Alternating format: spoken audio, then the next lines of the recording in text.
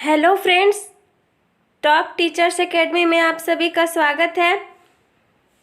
आज की इस वीडियो में हम मैथ पेडागोजी से रिलेटेड 15 क्वेश्चन की प्रैक्टिस करेंगे, जो आने वाली सभी प्रकार की टेट की परीक्षाओं के लिए मोस्ट इम्पॉर्टेंट है। यदि आप चैनल पर नए हैं तो चैनल को सब्सक्राइब करके बेल आइकन प्रेस करें, इससे नेक्स्ट वीडियो की नोटिफिकेशन आपको मिलती रहेगी। फर्स्ट क्वेश्चन है, एक छात्र चार भुजाओं वाली आकृतियों में से गुणों के आधार पर आयतों की पहचान करता है। यह एक आयत है क्योंकि इसके आमने सामने की भुजाएं बराबर होती है और एक तरफ की भुजाएं दूसरे तरफ की भुजाओं से लंबी होती है और आमने सामने की भुजाएं समांतर होती है।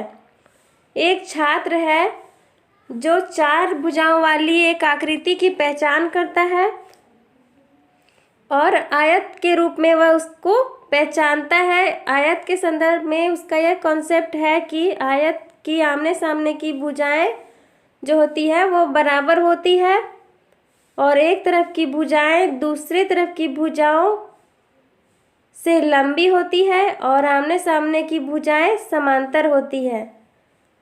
इस संदर्भ में वैन हेले के ज्यामितीय चिंतन स्तर के अनुसार छात्र का चिंतन स्तर जो है वह कौन से स्टेज में है? पहला ऑप्शन है स्टेज 2 में है, अनौपचारिक अनुमान। दूसरा ऑप्शन है स्टेज 3 में है, औपचारिक अनुमान। तीसरा ऑप्शन है स्तर 0 में है, मानसिक चित्रण। और चौथा ऑप्शन है स्टेज 1 में है, विश्लेषण। तो इसका राइट आंसर हो जाएगा ऑप्शन डी, स्टेज 1 में है छात्र, जिसमें वह विश्लेषण कर रहा है। आयत की आकृति जो चार भुजाओं वाली होती है उसका पहचान कर रहा है। इसके साथ ही वह ये भी समझ रहा है, विश्लेषण कर रहा है कि आयत के आमने सामने की भुजाएं बराबर होती है, एक दूसरे के समांतर होती है और एक तरफ की भुजा दूसरे तरफ की भुजा से लंबी होती है। इस आकृति में यही परिस्थितियाँ दिखाई पड़ रही हैं, इसलिए यह आकृति जो है आयत होगा। तो इसका राइट आंसर हो जाएगा ऑप्शन डी, स्टेज 1 में है, विश्लेषण कर रहा है छात्र। नेक्स्ट है, प्राथमिक स्तर पर टेनग्राम, डॉट गेम, पैटर्न आदि का प्रयोग विद्यार्थियों की सहायता करते हैं। प्राथमिक स्तर पर टेनग्राम, डॉट गेम, पैटर्न आदि का प्रयोग करना विद्यार्थियों की किस प्रकार की सहायता करते हैं? ऑप्शन 1 है स्थानिक समझ की योग्यता बढ़ाने में। ऑप्शन 2 है संख्याओं की तुलना की समझ का विकास करने में। ऑप्शन 3 है गणना के कौशल को सशक्त करने में। या ऑप्शन डी, आधारभूत संक्रियाओं को समझने में। तो इसका राइट आंसर हो जाएगा ऑप्शन 1, स्थानीय समझ की योग्यता को बढ़ाने में टेनग्राम, डॉट गेम, पैटर्न आदि बच्चों की सहायता करते हैं। नेक्स्ट है, एक शिक्षिका खोजपूर्ण उपागम का प्रयोग करती है। वह गणित की अवधारणाएं बताते समय परिचर्चा में छात्रों की भागीदारी एवं उसके जोड़ तोड़ का भी उपयोग करती है। वह इस रणनीति का प्रयोग करती है। एक शिक्षिका है जो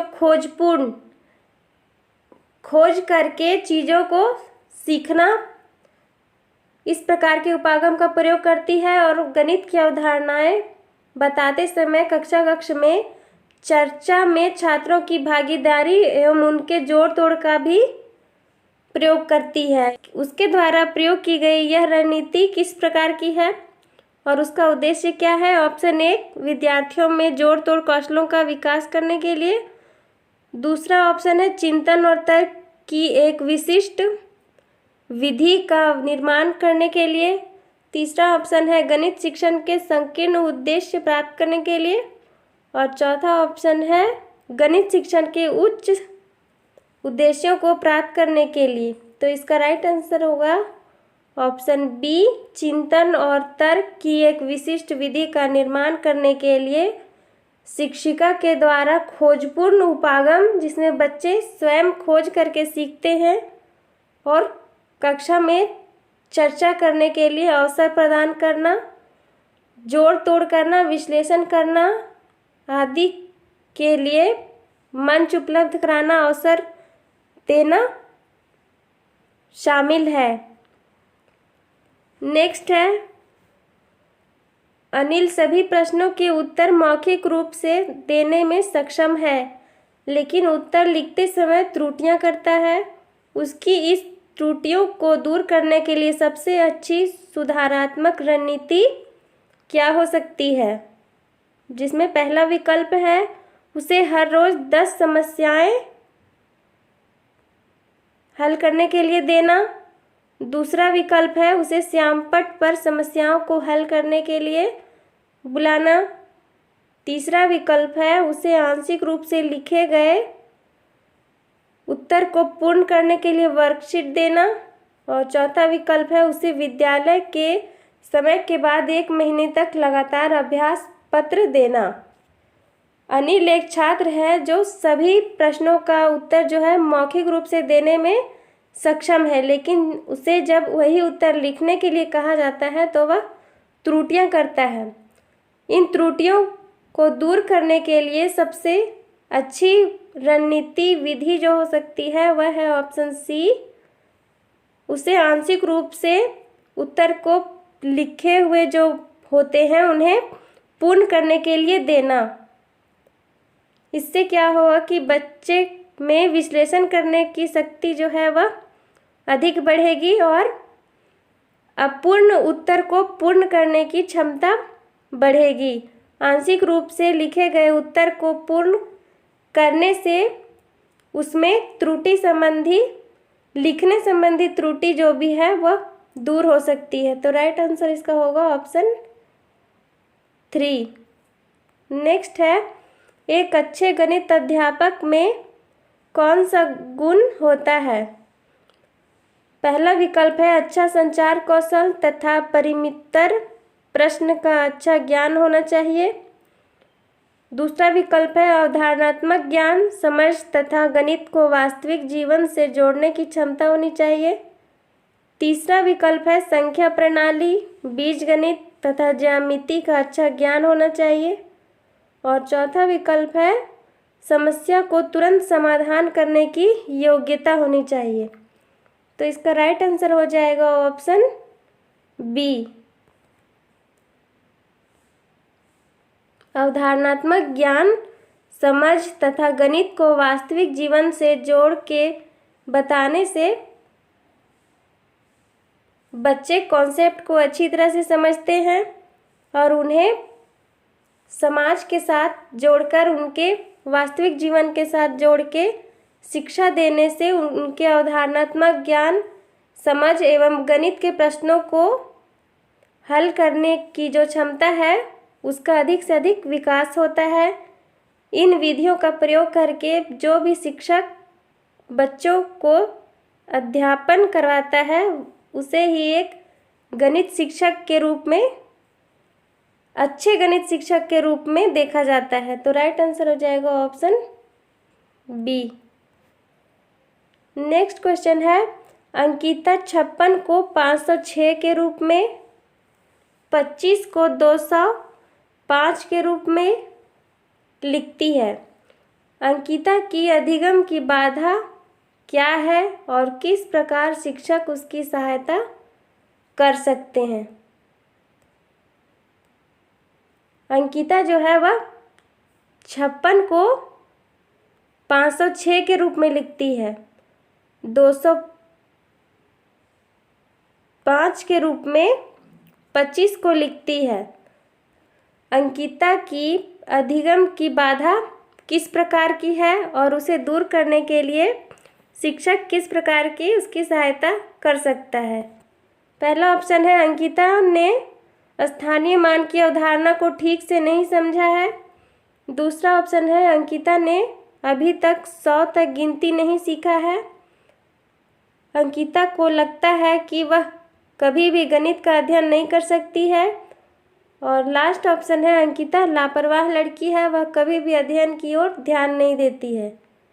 तो इसका राइट आंसर हो जाएगा ऑप्शन ए, विकल्प पहला, अंकिता ने स्थानीय मान की अवधारणा को सही तरीके से नहीं समझा है, क्योंकि स्थानीय मान की अवधारणा के अनुसार 56 को हम 0, 5, 6 के रूप में और 25 को 0, 2, 5 के रूप में लिखते हैं।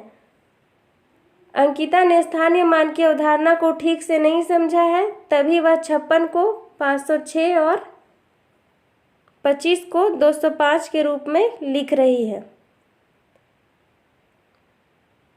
नेक्स्ट क्वेश्चन है, जब मार्बल या मनका आदि से विशाल को पढ़ाया जाता है तब वह पाठ को अच्छी तरह से समझ लेता है। उसे मार्बल का उपयोग कर पुनरावृत्त घटाव की तरह विभाजन करना पढ़ाया गया। विशाल को किस प्रकार की समस्या है? विकल्प पहला, विशाल को डिस्लेक्सिया है। डिस्लेक्सिया में होता है जिसमें बच्चे लिखने पढ़ने में असमर्थ होते हैं। दूसरा विकल्प है गतिपरक शिक्षार्थी है। गतिपरक शिक्षार्थी काइनेथिस्टिक समस्या है उसे। तीसरा ऑप्शन है विशाल को गणना करने का विकार है, जिसे अंग्रेजी में डिसकैलकुलिया कहते हैं। चौथा विकल्प है बहुत ही बुद्धिमान बच्चा है विशाल। तो इसका राइट आंसर हो जाएगा ऑप्शन बी, गतिपरक शिक्षार्थी है विशाल। उसे मार्बल कंचा के माध्यम से पढ़ाया जाता है।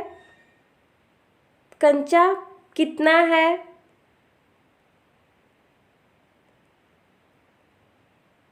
कुछ कंचों को आपस में जोड़ना फिर घटाना, इस प्रकार के क्रियाकलाप दिखाकर विशाल को पढ़ाने की जो विधि है वह गतिपरक है। इस प्रकार विशाल जो है वह गतिपरक शिक्षार्थी है। नेक्स्ट क्वेश्चन है, मानसिक गणित नहीं है।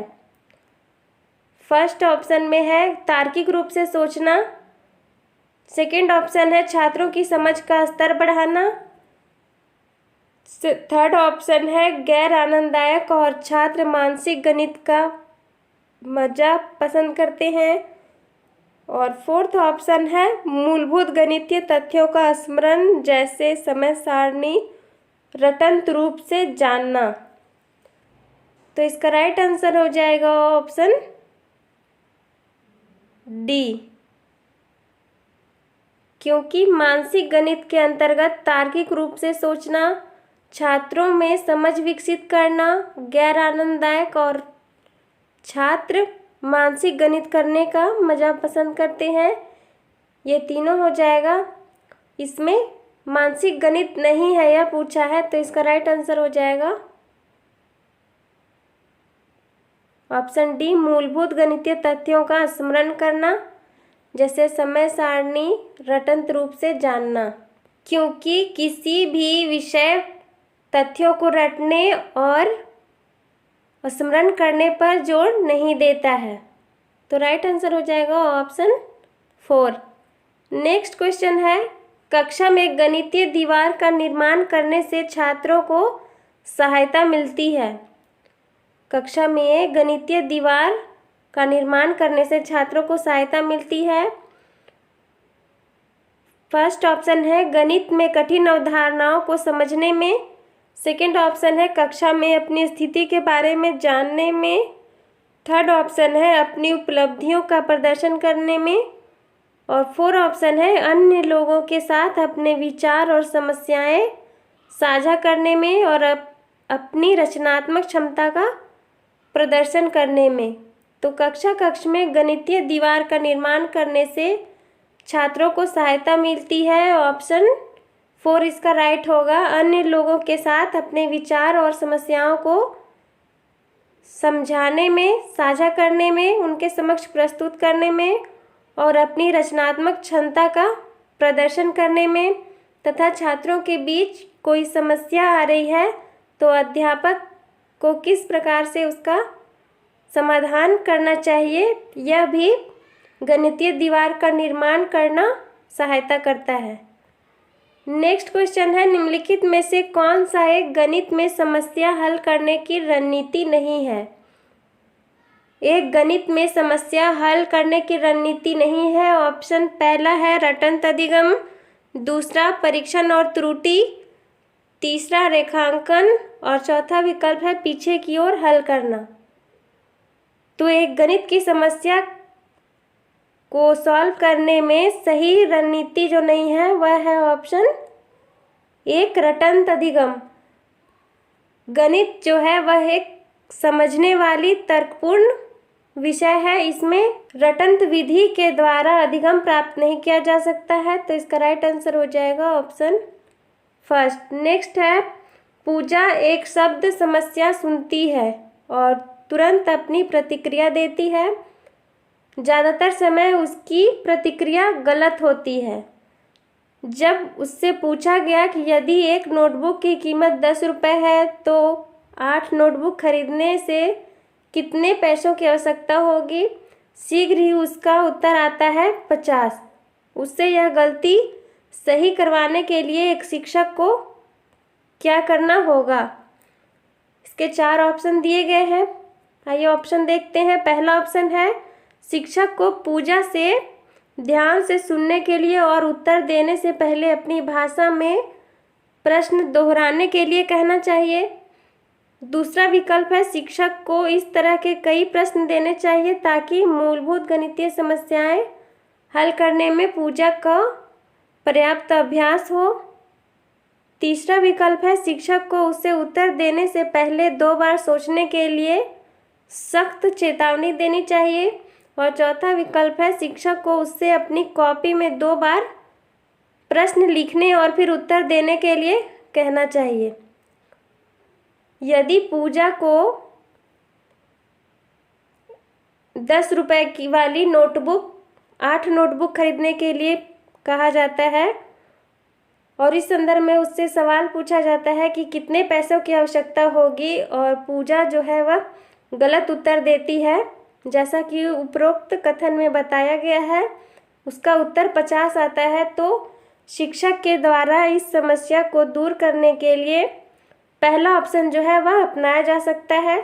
शिक्षक को पूजा से प्रश्न को ध्यान से सुनने के लिए कहना चाहिए और उत्तर देने से पहले अपनी ही भाषा में पूछे गए प्रश्न को दोहराने के लिए कहना चाहिए। इसके बाद पूजा को उत्तर देने के लिए कहना चाहिए। इससे क्या होगा कि पूजा जो है वह ध्यान से प्रश्न को सुन सकेगी और उत्तर देते समय सही आकलन कर सकेगी। तो इसका राइट आंसर हो जाएगा ऑप्शन फर्स्ट। नेक्स्ट क्वेश्चन की ओर चलते हैं। एक शिक्षक अपने छात्रों को गुणनखंड सिखाना चाहता है। ऐसा करने के लिए निम्नलिखित में से कौन सा जोड़ तोड़ आपकी दृष्टि में सबसे अच्छा हो सकता है। फर्स्ट ऑप्शन है abacus, second dot paper, third option है बीजगणितीय टाइल्स और चौथा है 2 तरफा काउंटर। इस क्वेश्चन में हम ये देखते हैं कि छात्रों को गुणनखंड सिखाना है। शिक्षक जो है वह छात्रों को गुणनखंड सिखाना चाहता है, तो इसके लिए वह बीजगणितीय टाइल्स का उपयोग कर सकता है। राइट आंसर हो जाएगा ऑप्शन सी, तीसरा। बढ़ते हैं नेक्स्ट क्वेश्चन की ओर। प्राथमिक कक्षाओं में बच्चों को गणित पढ़ाने के लिए बनाई जाने वाली पाठ योजना का निम्नलिखित में से कौन सा अति महत्वपूर्ण पहलू है। इस क्वेश्चन में प्राथमिक कक्षाओं के विषय में बात हो रही है। बच्चों को गणित पढ़ाने के लिए बनाई जाने वाली पाठ योजना का निम्नलिखित में से कौन सा मोस्ट इम्पॉर्टेंट पहलू है। फर्स्ट ऑप्शन है पाठ्यपुस्तक के अनुक्रम का अनुसरण करना। सेकंड ऑप्शन है गणितीय संकल्पनाओं को संरचनात्मक ढंग से प्रस्तुत करना। थर्ड ऑप्शन है विद्यार्थियों को अवसर देना कि वे संकल्पनाओं की संरचना करें। और फोर्थ ऑप्शन है क्रियाकलापों को लिखना और इस संदर्भ में प्रश्न देना। तो इसका राइट आंसर हो जाएगा ऑप्शन बी, गणितीय संकल्पनाओं को संरचनात्मक ढंग से प्रस्तुत करना। प्राथमिक कक्षाओं में बच्चों को गणित पढ़ाने के लिए बनाई जाने वाली पाठ्य योजना में गणितीय संकल्पनाओं, गणितीय तथ्यों को रचनात्मक, संरचनात्मक तरीके से प्रस्तुत करने से उनमें तार्किक क्षमता एवं गणना करने की क्षमता का विकास होगा। तो राइट आंसर ही होगा ऑप्शन बी।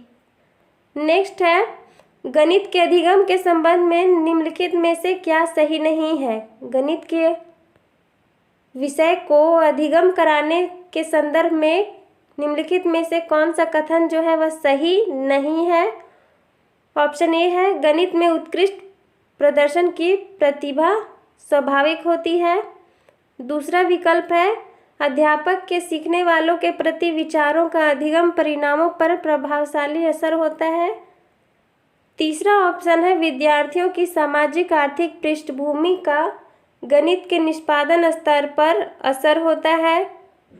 और चौथा विकल्प है, विद्यालय में दिए जाने वाले निर्देशों की भाषा का असर बच्चों के गणित के प्रदर्शन पर हो सकता है।